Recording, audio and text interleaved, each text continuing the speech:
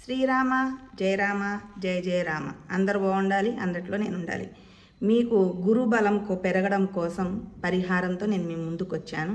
ఇది నమ్మకంతో పాటించిన వాళ్ళందరూ చాలామంది సక్సెస్ సాధించారు, అందులో మేము కూడా ఉన్నాం.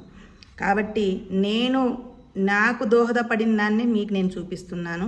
నేను ప్రయోగాలు ఫస్ట్ చేసిన తర్వాతే నేను ఎవరికైనా చెప్తాను, ఎందుకంటే తర్వాత మీరు నన్ను మళ్ళీ కామెంట్ సెక్షన్లో వాయిస్తారని నాకు తెలుసు. ఇది తెల్ల ఆవాలు. తెల్ల ఆవాలంటే తెల్లగా ఉండవు, పచ్చగా ఉంటుంది. చాలా పవర్ఫుల్ అండి ఇవి. ఎట్లా పడితే ఎట్లా వాడొద్దు, చాలా పవర్ఫుల్ ఇవి.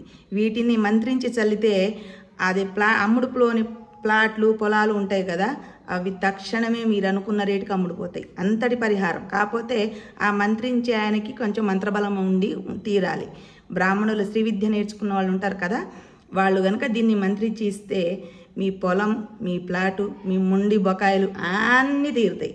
ఇదే ఆవాల్ని మంత్రించి ఉగ్రం వీరం మహావీరం అని చెప్పి నరసింహస్వామి మంత్రం ఉంటుంది కదా, దాన్ని 11 సార్లు జపించి ఇంటి ఆవరణలో చల్లితే కూడా మీకు శత్రువులు భయం అనేది ఉండదు. ఆ శత్రువుల్ని ఈ ఆవాలు ఇంకా నరసింహస్వామి చూసుకుంటారు. నరసింహస్వామి అభయం ఎలా ఉంటుందో మనందరికీ తెలిసిందే.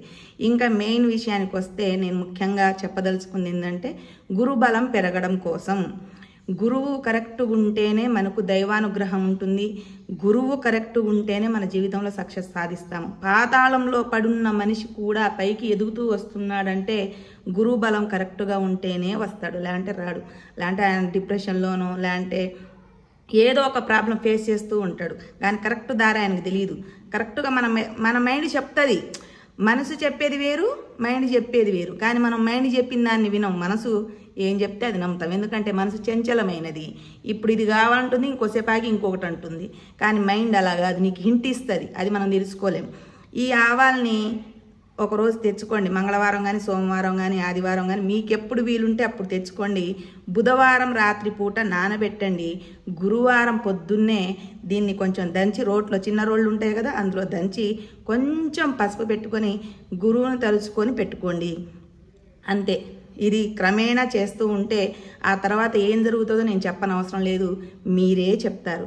గురువు బలం ఉంటేనే జీవితంలో అభివృద్ధి ఉంటుంది. గురువు బలం ఉంటేనే ఉద్యోగాలు వస్తాయి. గురువు బలం ఉంటేనే నువ్వు ఏదైనా పని చెయ్యగలవు. బద్ధకాలు వీడండి, మంచిగా ఆరోగ్యంగా ఉండండి.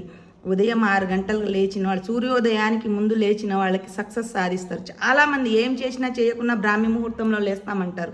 ఆ తర్వాత లేచిన వాళ్ళందరూ కూడా సోమరిపోతులే. తర్వాత లేస్తా అని లేవరు వాళ్ళు. అవన్నీ ఎందుకు కానీ ముందు ఆవాలు తెచ్చుకోండి, పరిహారం పాటించండి, రిజల్ట్ మీరే చూడండి. మీరు బాగుండడమే నాకు కావాలి. నా పరిహారాలు నలుగురికి ఉపయోగపడుతున్నాయంటేనే నాకు చాలు. మీరు బాగుంటే మేము బాగున్నట్టే. మమ్మల్ని తెలుసుకుంటారు, అప్పుడు మేము బాగున్నట్టే. జై శ్రీరామ్.